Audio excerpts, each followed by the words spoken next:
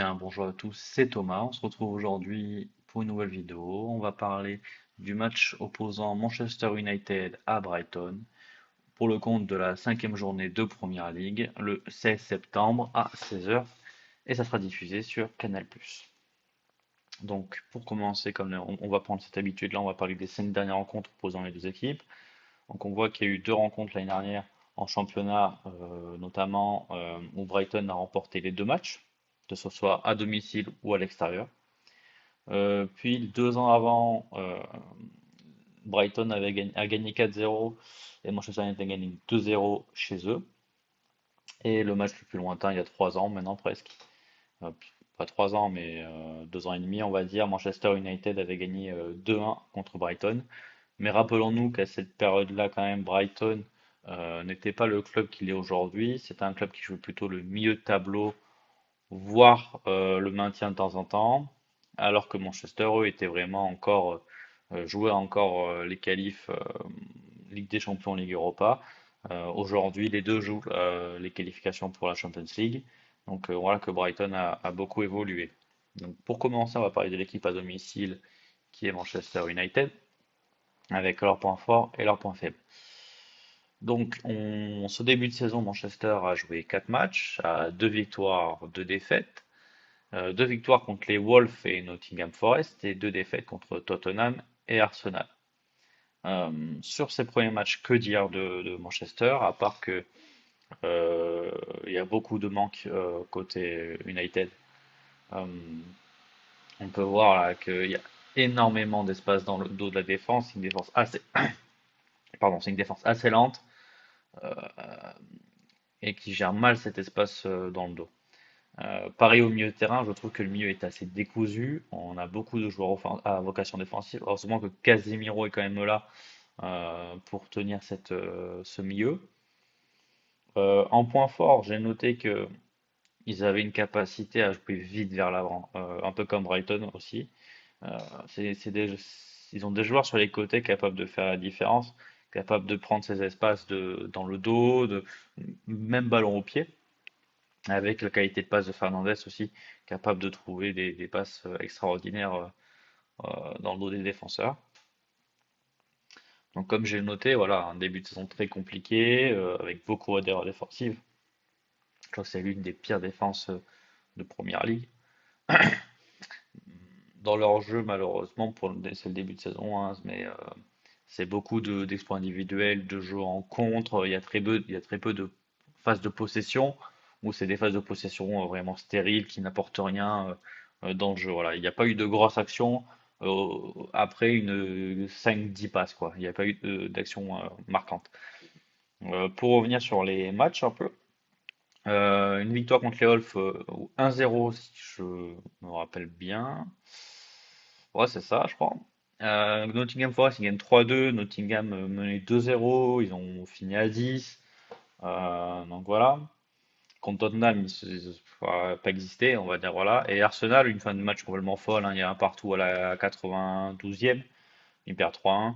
Euh, une fin de match complètement folle. Ils ont complètement craqué. Donc voilà. Donc comme j'ai noté, ils ont du mal contre les gros, que ce soit cette année ou même les dernières années. Ils ont beaucoup de mal contre leur top 6. Aujourd'hui, Brighton, pour moi, est facile top 6. Donc attention. Comme j'ai noté, manque de réalisme contre Tottenham. Ils perdent 2-0, mais ils font une très bonne première mi-temps.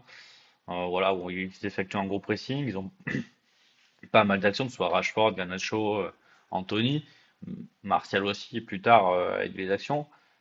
Mais ils n'arrivent pas à les mettre au fond. Ils sont toujours soit par un arrêt du gardien, soit des frappes à côté. Donc on sent qu'ils peuvent s'améliorer sur ces points-là. Et quand la machine sera bien huilée et que ils auront fait tout ce qu'ils ont à faire défensivement et offensivement, ça peut être une équipe qui joue les 2, 3 premières places sans problème. Donc voilà, donc ça va être un match important pour eux pour soit passer de la deuxième partie de tableau, soit rester dans la course aux places européennes. Donc maintenant qu'on a fait le tour côté United, on va aller voir un peu Brighton leur début de saison. Donc on voit que Brighton, dans ce début de saison, c'est 3 victoires, une défaite. Donc 3 victoires contre Luton Town, le promu, les Wolves aussi, et Newcastle, un très bon match juste avant la trêve, et une défaite contre West Ham, 3 buts à 1. Donc dans les points forts, j'ai marqué Mitoma.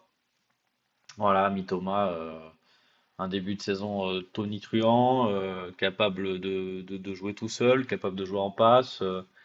Vraiment, voilà, l'homme fort de ce début de saison du côté de Brighton. Côté United, je l'ai pas noté, mais Rashford était l'homme un peu en forme de ce début de saison aussi.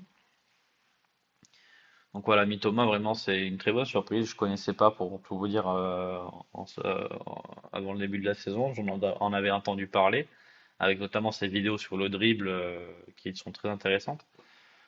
Donc voilà, donc c'est le joueur à suivre côté Brighton. C'est lui qui mène la baraque offensivement.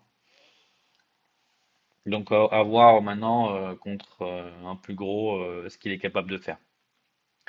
Donc pour revenir sur les points forts de Brighton, on est sur une très bonne projection vers l'avant, notamment voilà, Mitoma sur le couloir avec March aussi, qui sont des joueurs capables de prendre la profondeur et de jouer dans le dos des latéraux, que ce soit en contre ou même en attaque placée.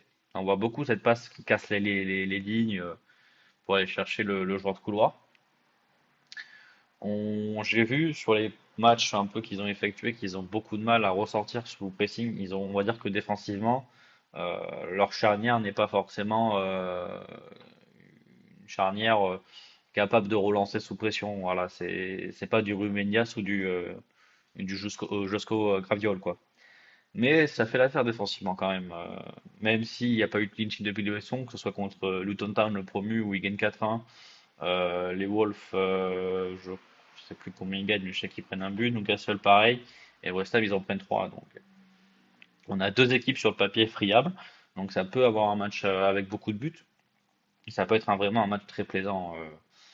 Ensuite, avec le départ de Caicedo, ils perdent, je trouve, énormément de puissance et de bonnes choses au milieu de terrain.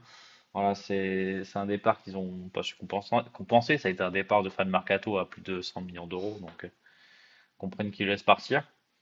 Mais voilà, à trouver au mercato d'hiver maintenant un joueur capable de combler ce manque-là au milieu.